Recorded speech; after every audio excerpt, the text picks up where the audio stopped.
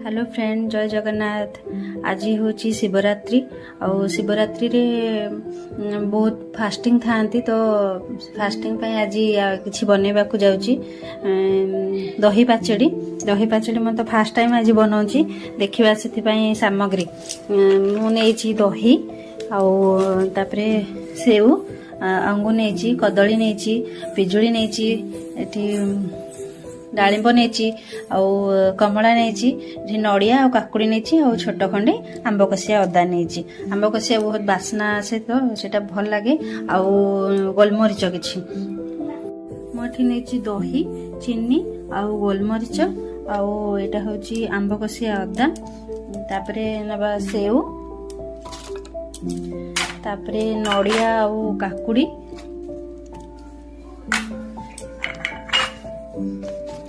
तापरे पिजुली को कदली, तापरे किछि डालिंब, एथिरे किछि कमला आ किछि अंगूर।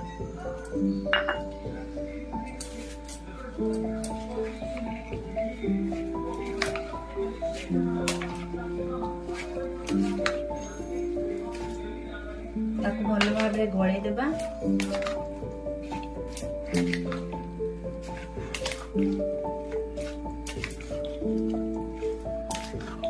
प्रस्तुत हो गला दही पाचेड़ी।